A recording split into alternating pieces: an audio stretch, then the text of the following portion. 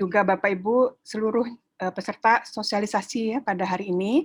Ini sesuai agenda sesi ketiga, kami akan menyampaikan mengenai POJK terkait stimulus perbankan Bapak Ibu. Jadi ada 2 POJK, yaitu POJK nomor 48 tahun 2020 dan POJK nomor 2 tahun 2021. Baik, kita langsung ke pemaparan ya Mas Andi. Mbak Amini, mungkin slide tayangannya. Sesuai tadi disampaikan Mas Sandi, dalam sesi ini kami dari DPNP, nah ini bersama teman-teman dari DPPS, Departemen Perbankan Syariah, ada Mbak April dan Mas Ardi, mungkin ada Mbak Dimas juga ya, dan juga dari teman-teman DD Prudential Bank Umum, ada Mas Bagus Joko dan Mbak Widya. Ini nanti bersama-sama nanti akan kalau ada tanya jawab ataupun pemaparan yang perlu ditambahkan terkait sosialisasi pada sesi ini. Ini baik. Yang pertama, nah ini mengenai POJK nomor 48 POJK 03 2020 ya Bapak Ibu, mengenai perubahan atas POJK nomor 11 POJK 03 2020 tentang stimulus perekonomian nasional sebagai kebijakan countercyclical dampak penyebaran COVID-19. Ya, nah ini sebagaimana Bapak Ibu juga tentunya memang kita sudah jalankan ya Bapak Ibu dalam 1 tahun terakhir ini ya, menghadapi penyebaran dari COVID-19 ini dalam rangka antisipasi atas dampak dari penyebaran COVID-19 tersebut. Nah itu OJK sejak tahun 2020 ya, di bulan Maret sudah menerbitkan POJK nomor 11 tahun 2020. Nah, memperhatikan, mencermati kondisi perkembangan COVID-19 ya, penyebaran COVID-19 yang masih meningkat, dan juga memang sudah ada tersedia vaksin ya Bapak Ibu dalam rangka mengatasi penyebaran dari COVID-19 tersebut, tapi juga memang kita sadari untuk hal tersebut diperlukan adanya pentahapan terkait distribusi vaksin antara lain, sehingga memang untuk penanganan COVID-19 ini masih ada diperlukan waktu, maka memang ini menjadi salah satu latar belakang perlu dilakukannya perpanjangan atas POJK nomor 11 tahun 2020.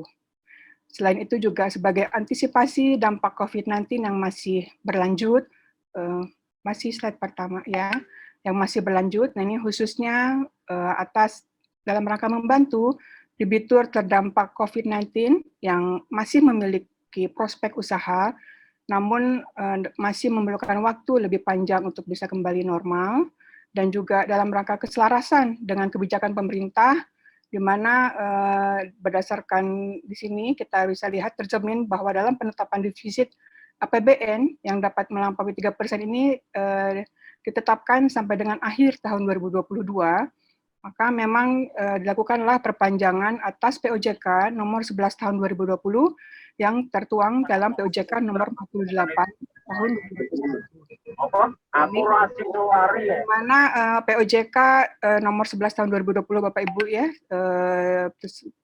hanya berlaku sampai dengan 31 Maret 2021, namun mempertimbangkan apabila dampak ya dari penyebaran COVID-19 dan juga dampak terhadap tentunya kepada sektor real, UMKM, nah itu tidak dapat diminimalisir sehingga dapat berdampak tentunya kepada sektor perbankan, sehingga bisa menurunkan potensi ada potensi lah penurunan kualitas kredit atas kredit restrukturisasi, dan juga tentunya menambah pencadangan yang menjadi meningkat dan kemudian bisa berdampak pada penurunan rasio KPMM, maka memang diperlukanlah perpanjangan atas POJK 11 2020.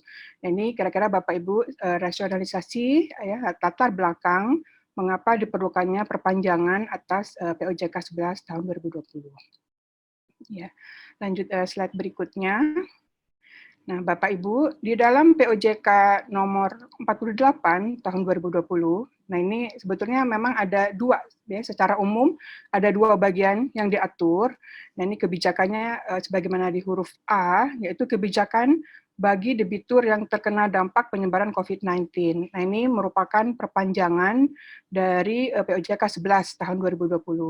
Sedangkan poin B, nah ini kebijakan bagi bank umum Nah, ini adalah kebijakan terkait likuiditas dan permodalan, Bapak Ibu. Jadi dapat kami infokan ya. Jadi di tahun 2020, nah itu ada surat KEPP, Kepala Eksekutif Pengawas Perbankan, dalam rangka stimulus kebijakan relaksasi lanjutan, ada kebijakan terkait likuiditas dan permodalan untuk bank umum.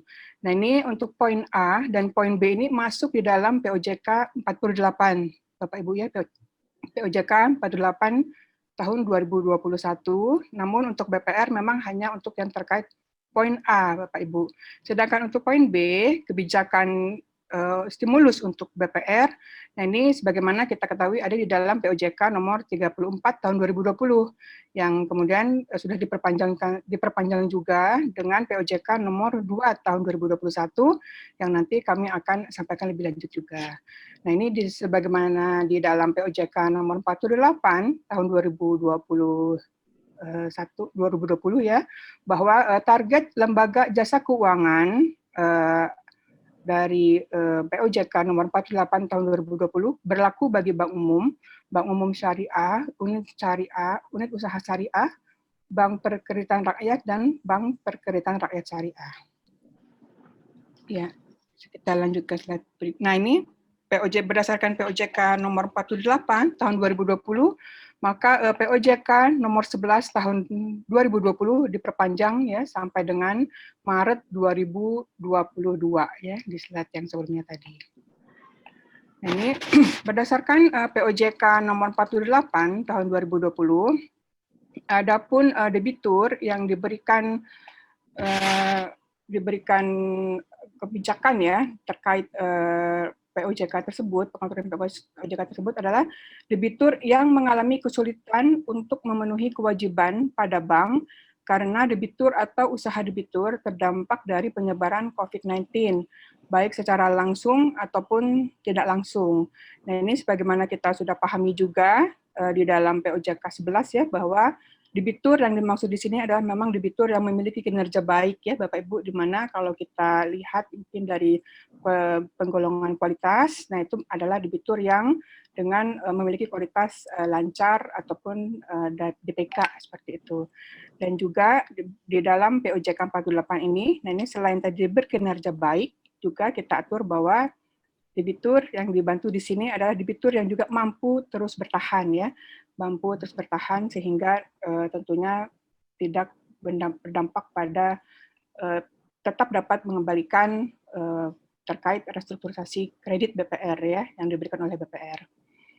Nah, ini berdasarkan POJK ini memang penekanannya adalah pada penerapan manajemen risiko oleh bank, di mana tentunya meskipun ada relaksasi ya dengan POJK 11 dan kemudian diperpanjang dengan POJK nomor 48 tahun 2020 ini. Nah, ini kita perlu ditekankan berdasarkan POJK ini kita harus memperhatikan manajemen risiko seperti itu Bapak Ibu, supaya jangan sampai nanti ya ada permasalahan. Dan intinya kita perlu memastikan jangan sampai nanti meskipun ada relaksasi jangan sampai nanti timbul risiko di BPR seperti itu ataupun di bank. Nah, ini ada beberapa hal yang perlu diperhatikan dan diatur dalam POJK 48 tahun 2020, yaitu yang pertama bahwa BPR harus memiliki pedoman untuk menetapkan debitur yang terkena dampak penyebaran COVID-19, di mana hal ini sudah diatur Bapak Ibu ya di dalam POJK 11 2020 bahwa untuk penerapan POJK 11 ini, nah ini BPR harus memiliki pedoman di mana diatur mengenai kriteria debitur dan juga sektor terdampaknya. Nah, kemudian di sini hal yang baru bahwa mulai dari B ya Bapak Ibu, bahwa bank harus melakukan penilaian terhadap debitur yang mampu terus bertahan dan dari dampak COVID-19 dan masih memiliki prospek usaha, sehingga dapat diberikan restrukturisasi kredit atau pembiayaan sesuai POJK ini. Jadi jangan sampai kita melakukan restrukturisasi tapi tidak tidak dipastikan bahwa debiturnya mampu terus bertahan. Nah, ini menjadi yang perlu kita pastikan bahwa memang yang kita berikan restrukturisasi berdasarkan POJK ini memang debitur yang bertahan seperti itu Bapak Ibu ya, berkinerja baik dan mampu terus bertahan. Kemudian C, bank harus membentuk cadangan untuk debitur yang dinilai tidak lagi mampu bertahan setelah dilakukan restrukturisasi kredit atau pembiayaan sesuai POJK ini. Sehingga Bapak Ibu, meskipun ada relaksasi ya berdasarkan POJK 11 dan diperpanjang dengan POJK 48, namun apabila berdasarkan nanti evaluasi atau review oleh Bapak Ibu bahwa debitur-debitur tersebut tidak mampu bertahan ya sektor usahanya misalnya atau usaha yang bersangkutan, pembayarannya juga tidak berjalan lancar, mulailah kita lakukan pencadangan ya, ya nanti apabila diperlukan ya pencadangannya sesuai dengan POJK 33 ya atau POJK kualitas aset produktif ya baik untuk BPR maupun BPR syariah seperti itu, sehingga jangan sampai nanti ada resiko timbul di kemudian hari seperti itu Bapak Ibu ya setelah POJK ini sudah tidak berlaku. Nah, kemudian D, mempertimbangkan ketahanan modal dan memperhitungkan tambahan pembentukan cadangan untuk mengantisipasi potensi penurunan kualitas kredit atau pembiayaan yang direstrukturisasi dalam hal bank akan melakukan pembagian dividen atau tentium. Nah, ini karena memang disadari ya, kalau BPR menerapkan POJK ini ya, ada restrukturisasi, tentunya kemungkinan besar nanti pencadangan yang harus dibentuk ya setelah POJK ini tidak berlaku lagi kan ya perlu diperhatikan lah, mungkin akan lebih besar ya dari yang sekarang, sehingga itu hal tersebut sangat perlu diperhatikan sehingga memang dalam pembagian dividen dan tentium hal ini tentunya harus menjadi perhatian. Kemudian yang terakhir, hal yang diatur di dalam POJK ini yang baru yaitu BPR harus melakukan bank dan juga BPR, di sini kita tekankan BPR ya karena sosialisasi ke BPR, melakukan uji ketahanan secara berkala terhadap potensi penurunan kualitas kredit atau pembiayaan yang direstrukturisasi dan pengaruhnya terhadap likuiditas permodalan bank. Uji ketahanan antara lain berupa penerapan stress testing dalam berbagai skenario atau review kinerja dan kelayakan debitur. Ya, baik, kita lanjut ke slide berikutnya. Nah, ini Bapak Ibu ya, sebagaimana di POJK 11 ya, jadi memang masih diperpanjang Bapak Ibu ada 3 hal ya, mengenai penilaian kualitas aset, restrukturisasi, dan penyediaan dana baru. Nah, ini terkait penilaian kualitas aset, sama dengan di POJK 11, bahwa untuk yang kredit sampai dengan 10M, nah ini ada relaksasi dapat dinilai ya penggolongan kualitasnya hanya berdasarkan kemampuan pembayaran, ketepatan pembayaran pokok atau bunga, atau margin ya, atau bagi hasil atau ujrah. Kalau di dalam POJK kualitas aset produktif BPR kan hanya sampai 5M yang didasarkan pada ketepatan pembayaran. Ini kita relaksasi sampai dengan 10M. Kemudian mengenai terkait restrukturisasi, nah ini kredit atau pembiayaan pada debitur yang terdampak ditetapkan lancar sejak restrukturisasi. Seperti itu Bapak Ibu, tentunya juga di sini perlu kita perhatikan tadi bahwa yang ditetapkan lancar di sini adalah ya debitur yang terdampak COVID dan memang berkinerja baik dan mampu bertahan, seperti itu Bapak Ibu ya. Kemudian juga nah ini bank dapat melakukan restrukturisasi untuk seluruh kredit atau pembiayaan tanpa melihat batasan plafon dan jenis kredit atau pembiayaan. Jadi tidak terbatas plafonnya. Beberapa ada yang sering bertanya apakah plafonnya sampai dengan 10M, karena tadi terpengaruh karena yang kebijakan yang pertama, penilaian kualitas aset hanya sampai 10M. Tapi terkait restrukturisasi, yang ini dapat ditetapkan lancar, kita tidak melihat batasan plafon dan jenis kredit ataupun pembiayaan. Kemudian yang ketiga, untuk kredit bagi bank umum, nah ini Bapak Ibu, kalau yang poin 3 ini hanya berlaku untuk bank umum Bapak Ibu ya, bahwa untuk kredit bagi bank umum yang direstrukturisasi dapat dikecualikan dari perhitungan aset berkualitas rendah. Kemudian terkait restrukturisasi juga bahwa bank ya dapat menyesuaikan mekanisme persetujuan restrukturisasi kredit atau pembiayaan dengan tetap memperhatikan prinsip kehati-hatian dalam hal ini objektivitas, independensi, menghindari kebenturan kepentingan dan memperhatikan kewajaran. Lalu mekanisme persetujuan harus tercantum dan menjadi satu kesatuan dengan pedoman penetapan debitur yang terkena dampak COVID-19. Nah, sedangkan relaksasi yang 3 di sini ya, kebijakan di sini adalah terkait penyediaan dana baru, bahwa bagi debitur yang memang terdampak COVID, Bapak Ibu, nah ini dalam hal yang bersangkutan memerlukan penyediaan dana baru seperti itu ya untuk mengembangkan usaha yang bersangkutan misalnya, atau misalnya ada usaha yang lain, maka tidak berlaku penetapan kualitas kreditnya dilakukan secara terpisah. Jadi tidak sebagaimana di POJK 33, POJK kualitas aset produktif dan PPAP BPR, bahwa kualitas asetnya harus ditetapkan sama untuk fasilitas yang berbeda ya, ada beberapa fasilitas misalnya menjadi lebih rendah. Nah, berdasarkan POJK ini ada relaksasi bahwa kualitas kredit bagi debitur yang bersangkutan dapat ditetapkan terpisah seperti itu, Bapak Ibu. Nah, berikutnya slide selanjutnya, nah ini adalah penilaian atas debitur yang direstrukturisasi, Bapak Ibu ya. Nah ini jadi yang memang yang merupakan hal yang baru di POJK stimulus ini ya Bapak Ibu, bahwa memang kita menekankan BPR bank ya, bank dan juga BPR tentunya, karena yang diatur di sini adalah bank dan BPR juga, bank umum dan BPR, bahwa dalam melakukan restrukturisasi kita mulai melakukan asesmen kemampuan bertahan debitur. Jadi bank harus melakukan penilaian terhadap kemampuan debitur untuk dapat bertahan sampai dengan berakhirnya POJK ini. Apakah bank debitur tersebut masih survive seperti itu Bapak Ibu ya, masih bertahan dengan kondisi yang ada gitu ya. Jadi terkait potensi pertumbuhan usaha debitur dan juga kemampuan debitur untuk memenuhi kewajiban sesuai skema restrukturisasi. Nah, ini penilaian tersebut itu dilakukan terhadap debitur yang terkena dampak COVID yang direstrukturisasi sesuai POJK 11 yang kemarin ya, POJK yang 11 maupun berdasarkan POJK 48 ini. Jadi terhadap seluruh debitur Bapak Ibu yang direstrukturisasi berdasarkan POJK 11 dan POJK 48, kita sudah harus mulai melakukan kemampuan menilai asesmen ya, kemampuan bertahan dari debitur tersebut. Nah, itu penilaiannya bisa dilakukan secara individu ataupun kolektif, Bapak Ibu, mempertimbangkan antara lain kesamaan karakteristik dan risiko debitur. Nah, dalam hal Bapak Ibu menilai bahwa debitur tidak dapat bertahan, maka kita mulai Bapak Ibu melakukan penilaian kualitas kreditnya yang direstrukturisasi tadi ya, berdasarkan POJK ini, penilaian kualitas kreditnya mengacu ke POJK KPPAP BPR, Bapak Ibu ya, dan juga tentunya mulailah dilakukan pembentukan pencadangan. Nah ini sedikit gambaran bagan ya untuk memastikan apakah kita perlu pencadangan atau perpanjangan sesuai stimulus. Nah ini dalam hal jadi untuk debitur yang direstrukturisasi ya berdasarkan POJK 11, jadi sebelum POJK ini berlaku.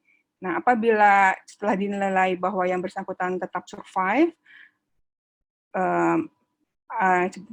apabila yang bersangkutan dinilai tidak dapat survive ya Bapak Ibu ya, maka penilaian kualitas aset mengacu pada POJK, KPPAP BPR, dan perlu dibentuk pencadangan yang memadai. Namun apabila yang bersangkutan kita nilai tetap survive, maka tetaplah kita tetapkan lancar selama periode perpanjangan stimulus. Nah, demikian juga untuk yang debitur yang dilakukan restrukturisasi berdasarkan POJK 48 ini, maka apabila yang bersangkutan dinilai survive, maka tetap bisa tetapkan lancar kualitas kreditnya selama periode perpanjangan stimulus. Namun apabila tidak dapat survive ya berdasarkan review kita, maka tidak eligible tentunya untuk mendapatkan stimulus. Jadi kita gunakan restrukturisasi sesuai POJK kualitas aset produktif dan PPAP BPR seperti itu Bapak Ibu. Ya, berikutnya. Nah, ini Bapak Ibu mengenai pelaporan yang pertama laporan triwulanan yang sebagaimana yang saat ini sudah Bapak Ibu laporkan ya secara rutin, secara triwulanan. Adapun ada tambahan di sini adalah laporan bulanan Bapak Ibu ya, laporan bulanan yang sudah berlaku nih, sudah berjalan sejak posisi November 2020, di mana ini pada dasarnya merupakan rekapitulasi stimulus kredit atau pembiayaan restrukturisasi yang berisikan akumulasi debitur yang telah dilakukan restrukturisasi sesuai POJK ini ya Bapak Ibu ya, termasuk informasi pencadangan yang telah dibentuk, dan juga pelaporan kredit atau pembiayaan restrukturisasi dalam CLIK Bapak Ibu ya, jadi ditambahkan keterangan COVID-19 apabila kredit terdapat restrukturisasi kredit yang dilakukan berdasarkan POJK 11 ataupun POJK 48. Nah, berikutnya. Nah, ini Bapak Ibu, ini adalah pemaparan mengenai POJK 48. Kami akan lanjutkan ya dengan POJK nomor 2 tahun 2021. Lanjut ke slide berikutnya, Mas Sandi. Nah, ini tadi kalau sebagaimana tadi disampaikan ya, bahwa kalau untuk bank umum, kebijakan ya, stimulus untuk bank umum masuk di dalam POJK 48.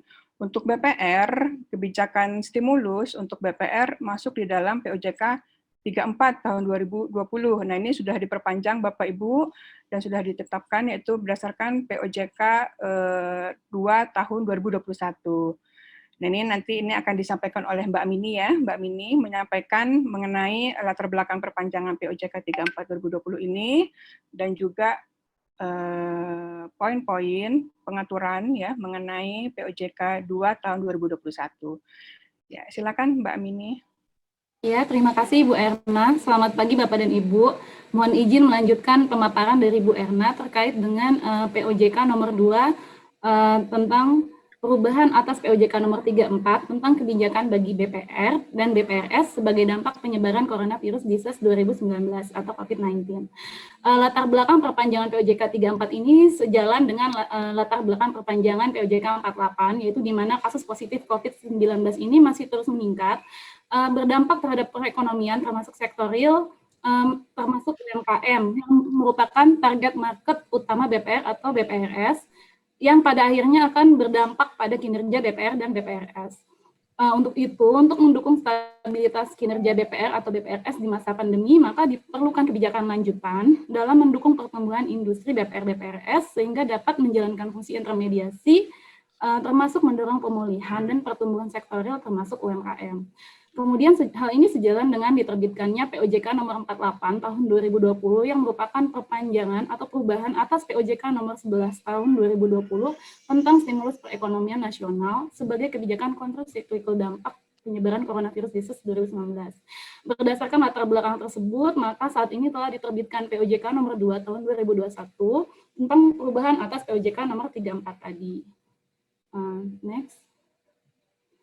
Adapun untuk pokok pengaturan POJK nomor 2 tahun 2021 diantaranya sebenarnya merupakan substansi relaksasinya itu masih sama dengan POJK nomor 34, diantaranya terkait dengan pembentukan PPAP, kemudian perhitungan AIDA yang jatuh tempo dalam perhitungan KPMM, kemudian terkait pengecualian BMPK untuk penyediaan dana dalam bentuk PDAB pada BPR atau BPR lain, dalam rangka penanggulangan permasalahan likuiditas.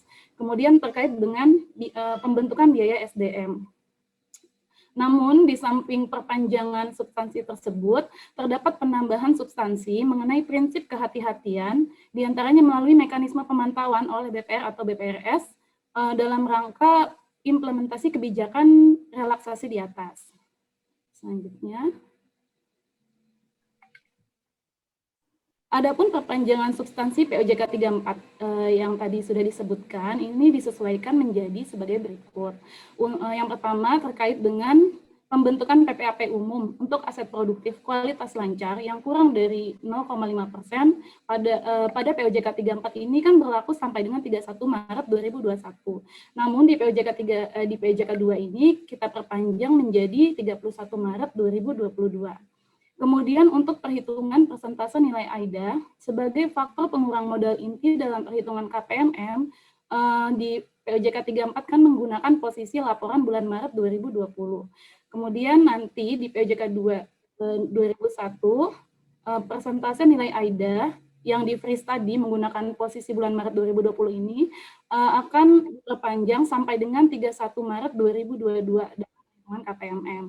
Kemudian untuk penyediaan dana dalam bentuk PDAB untuk penanggulangan permasalahan likuiditas dikecualikan dari ketentuan BMPK atau PED ini berlaku sampai dengan 31 Maret 2021. Di POJK 2 ini diperpanjang menjadi sampai dengan 31 Maret 2022. Kemudian kebijakan terkait penyediaan dana pendidikan dan pelatihan tahun 2020 di POJK 34 dapat dibentuk sebesar kurang dari 5% dari realisasi biaya SDM tahun sebelumnya. Di POJK 2 2021, untuk penyediaan dana pendidikan dan pelatihan tahun 2021 ini dapat dibentuk kurang dari 5% dari realisasi biaya SDM tahun sebelumnya. Seluruh substansi POJK 34 ini diperpanjang sampai dengan 31 Maret 2022 ya Bapak dan Ibu. Selanjutnya, adapun terkait dengan penambahan substansi terkait dengan prinsip kehati-hatian, di mana di POJK 34 2020 diatur bahwa BPR dan BPRS yang menerapkan kebijakan relaksasi tadi harus melakukan yang pertama penyesuaian pedoman atas seluruh kebijakan yang diterapkan dan dokumentasi dan administrasi yang memadai atas seluruh kebijakan yang diterapkan.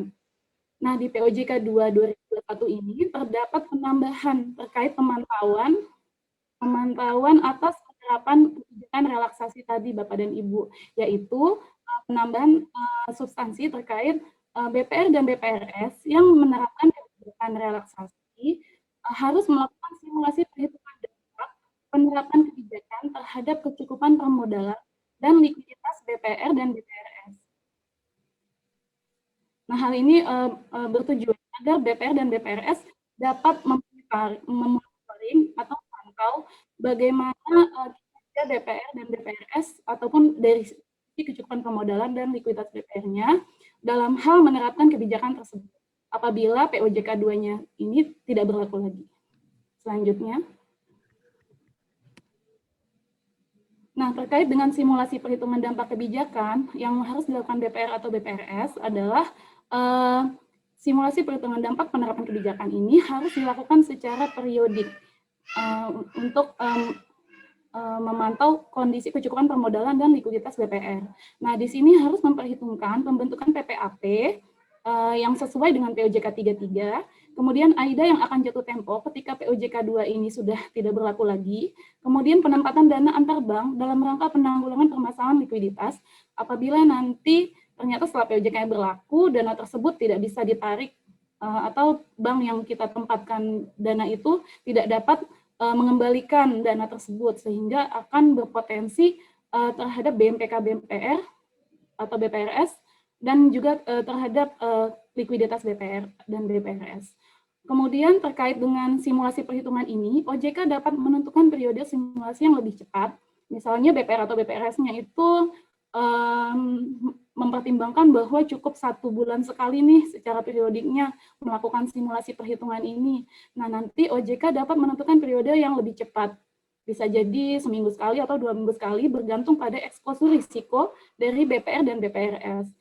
Nah, di sini ada di bintang itu termasuk mempertimbangkan apabila terdapat eksposur risiko baru. Jadi, dalam menetapkan secara periodik ini berapa kali atau berapa bulan sekali atau seminggu sekali, nah ini bergantung pada eksposur risiko BPR Bapak dan Ibu.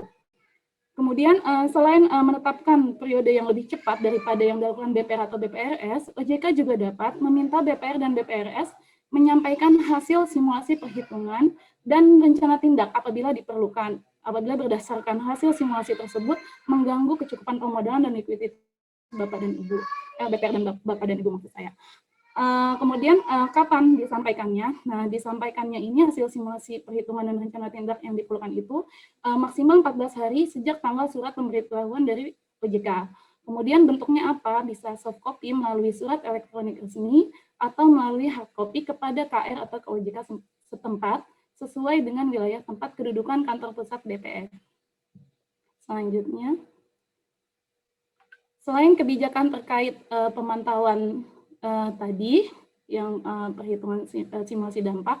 Nah, ada kebijakan terkait dividen atau tantiem. Nah, di kebijakan ini dalam hal BPR atau BPRS akan melakukan pembagian dividen dan atau tantiem. BPR atau BPRS ini wajib memastikan dulu pembagian dividen atau tantiem tersebut tidak berdampak pada kecukupan permodalan BPR dan BPRS sesuai dengan POJK KPMM BPR atau BPRS. Nah, dalam memastikan dampak tersebut, BPR dan BPRS wajib memperhitungkan paling sedikit penerapan kebijakan pembentukan PPAP dan AIDA yang akan jatuh tempo berdasarkan relaksasi yang telah dilakukan oleh BPR atau BPRS Bapak dan Ibu. Nah, di sini termasuk memperhitungkan pembentukan PPAP terkait penerapan POJK 48/2020, yaitu dalam hal BPR Bapak dan Ibu menerapkan kebijakan restrukturisasi kredit yang ditetapkan lancar. Kemudian OJK dapat meminta BPR dan BPRS untuk menyampaikan hasil perhitungan dampak pembagian dividen dan atau tantiem melambat 14 hari sejak tanggal surat pemberitahuan dari OJK. Dalam hal BPR dan BPRS yang tidak memenuhi ketentuan terkait pembagian dividen dan atau tantiem, dapat dikenakan sanksi teguran tertulis. Jadi, dalam hal ada BPR dan BPRS yang sejak berlakunya POJK ini ternyata tidak memastikan dulu dampak pembagian dividen dan atau tantiem terhadap kecukupan permodalan, maka dapat dikenakan sanksi berupa teguran tertulis. Kemudian BPR dan BPRS yang telah dikenakan sanksi teguran tertulis tetapi tetap tidak memenuhi ketentuan terkait pembagian dividen dan atau tantiem wajib dikenakan sanksi berupa penurunan tingkat kesehatan dan atau larangan sebagai pihak utama sebagaimana POJK mengenai penilaian kembali bagi pihak utama lembaga jasa keuangan. Mungkin selanjutnya. Ya, untuk masa berlaku kebijakan POJK 2 ini, penerapan kebijakan bagi BPR dan BPRS ini berlaku sampai dengan 31 Maret 2022 ya Bapak dan Ibu, dan berlaku mulai pada tanggal diundangkan. Mungkin seperti itu Ibu Erna yang dapat disampaikan. Saya kembalikan kepada Ibu Erna. Ya, baik, terima kasih Mbak Amini. Demikian tadi Bapak Ibu pemaparan POJK 48 2020 dan POJK 2 2021. Nah, mungkin dari Mbak Nyimas dari Departemen Perbankan Syariah, kalau ada yang perlu ditambahkan Mbak Nyimas, dan mungkin dari Mbak Widya atau Mas Bagus Joko, kalau ada tambahan juga kami persilahkan. Mungkin Mbak Nyimas dulu, Mbak Nyimas. Ya, baik, bismillahirrahmanirrahim. Terima kasih Mbak Erna. Assalamualaikum warahmatullahi wabarakatuh. Salam sejahtera bagi kita semua. Terkait pengaturan 2 POJK stimulus ini, sebenarnya untuk industri BPRS itu berlaku sama gitu ya dengan yang berlaku bagi BPR. Jadi dalam kedua POJK ini tidak ada pengaturan khusus, pengaturannya sama, dan ya mudah-mudahan nanti bisa diimplementasikan dengan baik, dengan bijaksana oleh Bapak Ibu semua. Mungkin itu saja Mbak Erna, terima kasih. Ya, terima kasih Mbak Nyimas. Mungkin dari Mbak Widya atau Mas Bagus Joko ada tambahan? Ya, terima kasih Bu Erna. Mungkin sedikit sih menegaskan juga yang tadi sudah disebutkan oleh Bu Erna juga bahwa memang di POJK 48 ini ada perubahan fokus. Jadi kalau dulu di POJK 11 kita fokus untuk membantu debitur, mendorong sektor real. Jadi bank didorong untuk melakukan restrukturisasi, kemudian kualitasnya lancar. Nah, sekarang di POJK 48 ini tetap kita sharing the pain dengan debitur, namun juga bank diharapkan udah mulai mempertimbangkan nanti dampak setelah stimulusnya ini berakhir. Makanya di sini ditekankan upaya-upaya manajemen resiko dan juga sudah mulai melakukan stress testing dan juga penilaian kemampuan debitur untuk bertahan. Mungkin itu aja sih dari saya. Terima kasih Bu Erna. Terima kasih Mbak Widya. Baik.